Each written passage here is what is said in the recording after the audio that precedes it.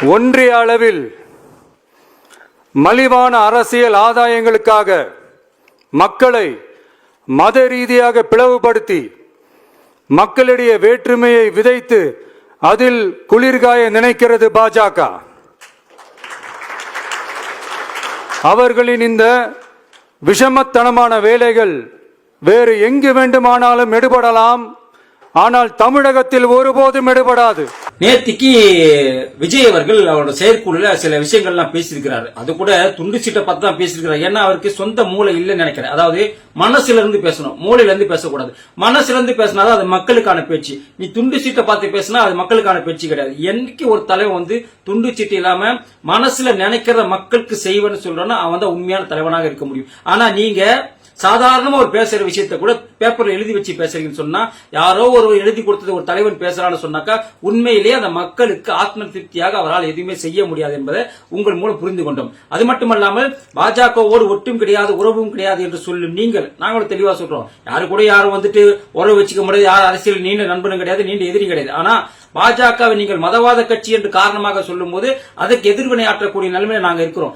ஏன்னு சொல்றேன்னாக்கா, நீங்க கட்சி ஆரம்பிச்சு 2 வருஷம் ஆகுது. இந்த 2 வருஷத்துல என்னைக்காவது ஒரு நாள் இந்துக்களோட பண்டிகைக்கு வாழ்த்து சொல்லிருக்கீங்களா?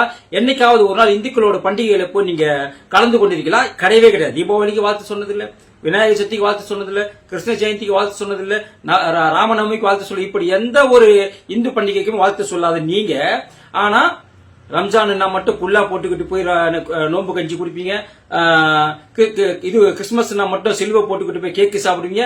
இப்படி இந்து மதத்தை புறக்கணித்து விட்டு நீங்க 2 மதத்தை மட்டும் ஒரு சார்போடு பார்க்கும்போது உண்மையிலேயே மதவாத கட்சி தாவேக்காவா பாஜக என்ற கேள்வி மக்கள்கிட்ட வருமா வராதா?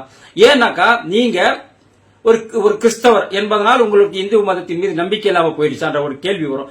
இன்னொன்னு, நீங்கள் உங்களுடைய கொள்கை தலைவராக ஏற்றுக்கொண்டீங்க இல்லையா, ஒரு 4 தலைவர் ஏற்றுக்கொண்டீங்க.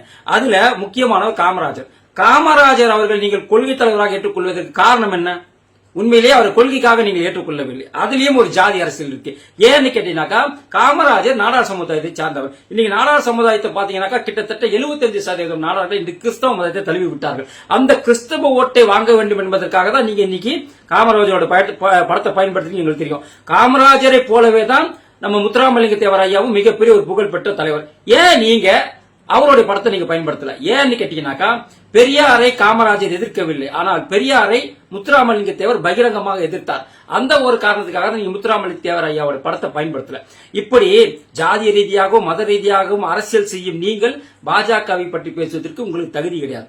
இன்னொரு முக்கியமான விஷயம் சொன்னாக்கா, உங்களுக்கு சொந்த புத்தி என்பது எப்படி எங்களுக்கு தெரியும்னாக்கா, உங்களுடைய கட்சியின் ஆலோசகராக ஒரு வடநாட்டை சார்ந்த ஒரு பிராமணர் பிரசாந்த் கிஷோரை நியமிக்கும் போதே இதுல இருந்து என்ன தெளிவா தெரியுது?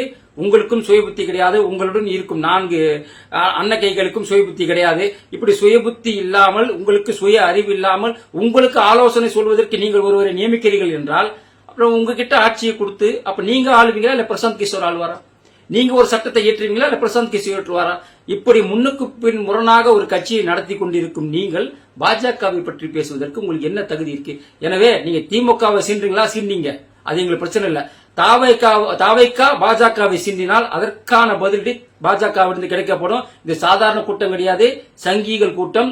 எனவே பாஜகவை சீண்டுவதை விஜய் அவர்கள் நிறுத்திக் கொள்ள வேண்டும். விஜய், திமுகவோடு அரசியல் செய்யுங்கள், எங்களுடன் அரசியல் செய்ய வேண்டும் என்று நினைத்தால் அது உங்களுக்கு தான் பரிதாபமான நிலையை உருவாக்கும்.